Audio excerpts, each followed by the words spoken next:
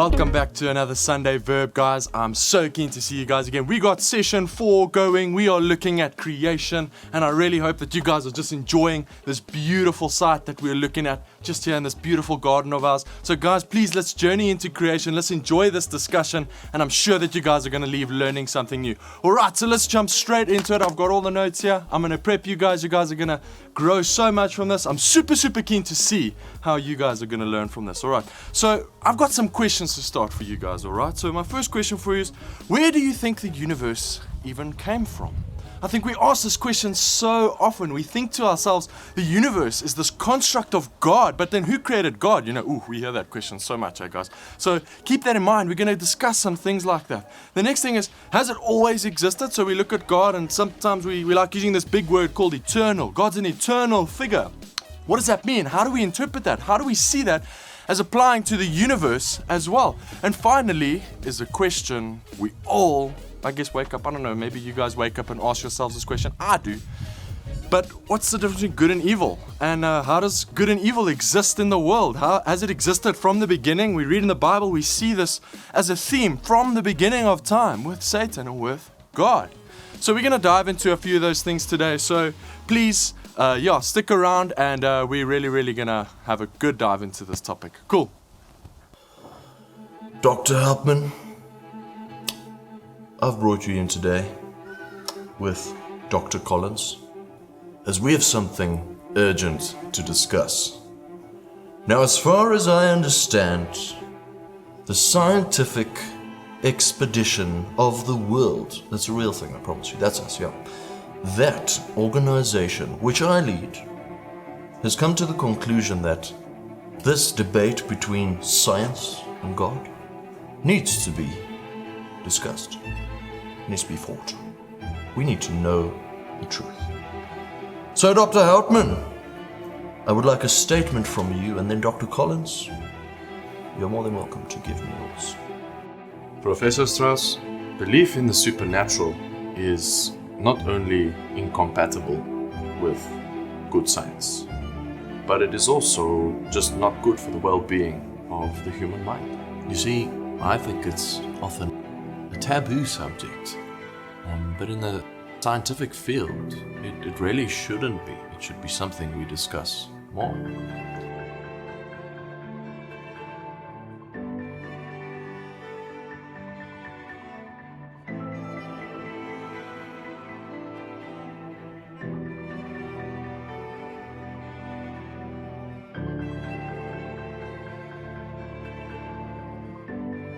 Okay, guys, coming straight from that illustration, we can see that when we're looking at scientists, we can see that they don't agree. They're coming from such different perspectives.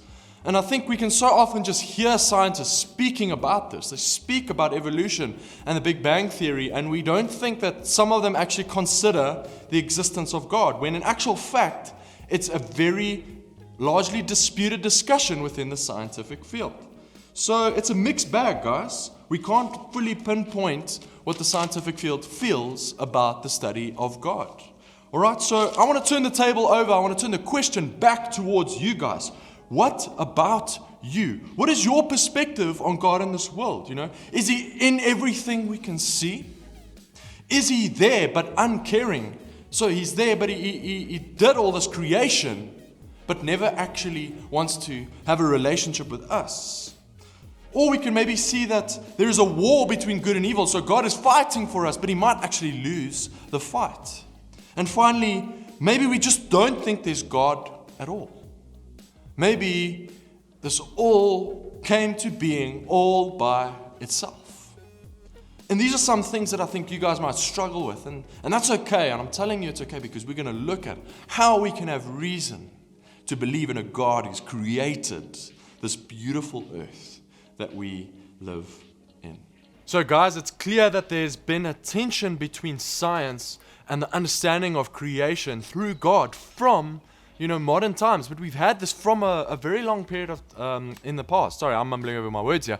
But when we look into our recent past, we can see that there was this battle beginning to develop. As science developed more and more, people started to question God's creation. So what we want to talk a bit about is, okay, what does the Bible actually say about creation, and how can we see how involved God is in his creation compared to what man has decided is the potential origin of our universe. So I want to read an extract from the book, from the Christian Beliefs book by Wayne Grudem. And at the top it reads, in Genesis 1, we are told that God created the universe, starting with the light of day. Then he created the heavens above, the earth, plants, stars, and animals. Finally, he created man and woman, who were made in his own likeness. Only humans are made in his likeness. Not even angels bear this similarity. So isn't it quite beautiful how God has put it forward that man has come into existence? But then on the contrary, we look at the secular scientific perspective, where scientists are actually saying, but you know, there's actually a way we can see creation with taking God out of that picture. And there we've got the theories of the Big Bang, and we've even got the consideration of the evolution theory. You know, things came from nothing. That's what the Bible says. Whereas these theories are still speaking about particles and molecules, things that need to exist for creation to take place. And so a lot of you are probably thinking, okay, well, surely both. And that's even something we can explore. But ultimately, guys, this brings us to what we now see as a modern day war between science and creation as God's creation. All right? So what does God think about this? All right? I think we can all agree. We look at this battle and we say this is quite clear. Scientists, day in and out, we're hearing atheists try and expel God from the creation process in order to justify what they believe. But is it true? And secondly, does God actually agree with this? Does God also think that science is against him? Well, when we ask that question and we ask God through reading his scriptures, we can actually see no. Because when we see that creation account, God creating everything, can you believe that science would be one of those things? The ability that man can do great things because God has given them the ability to do so. Man can create because God can create. But ultimately, guys, we will never be as amazing at creating things as God. But the point here, ultimately, is that there is no war. Because God is a creator of science, he is supreme over it, but it is also something he uses. So God is actually, in the sense, pro-science. He's for science. He wants human beings to use it to further humanity and his creation. But ultimately, if we even look at the creation that he's made and how the world is based on scientific principles, for instance, the principle of gravity, you know, God has put that there. That's his science that he's put into the managing of the stability of the world. The world works in the way it does with all these different scientific aspects because of how God has made it that way. Gentlemen, so wonderful for us to have you here today. So I've got John. Yeah, we got John here. Phil. Cool. Good to see you. Graham and Fred. That's you guys. Thank you for joining us today. So as part of our school census that we've been doing, there's been a census going around at all the schools. We have brought you guys in just to get an understanding of what guys believe about God. So we're going to go around. We're going to start with you on the end, John, work all our way through to you, Fred. And we just want to hear about your understanding of who God is. So, life hasn't treated me well, and I believe that there isn't a God, and that life owes me nothing. I do what I do, doing what I can to get by every day. So, yeah, God isn't there for me, and I make my own luck. You know, honestly, sir, I don't really care. I, all my life, knew God. People taught me about him, but, I've never done anything for me. So, yeah, you could say, I think he's there, but not really. Doesn't do anything for me. Not that I've ever seen. So for me, I would have to say that, there's two sides at the end of the day. God's good and, Satan's evil, and who's going to win? We don't know. The Bible, I guess, tries to say that God will win, but I really don't think that. Satan's so evil and so powerful. I think if enough people go that way, that's the side that's going to win at the end. You know what I believe? I believe in the universe. I believe the universe tells me things. I believe when I see things happen in the wind, in the trees, that's God telling me it's time to do something new. It's time to do something else. So, can God use tables? Is he tables? Is he chairs? Is he in the trees? Is he in the sky? Of course. He's everywhere. And whenever I need his help, I just look at all these things and they show me where to go.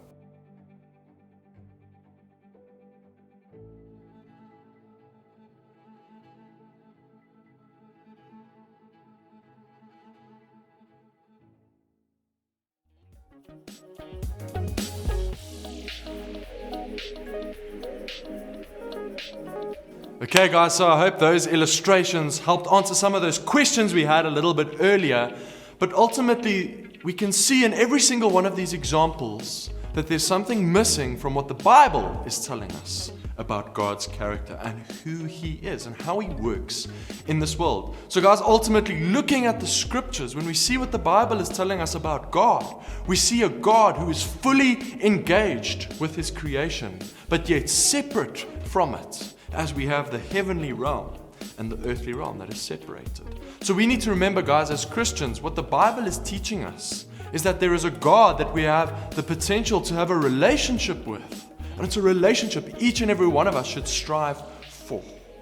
The moment we start veering off into these other ideas of what God is working like, we are running away from what the scriptures are teaching us. Nor is it even true.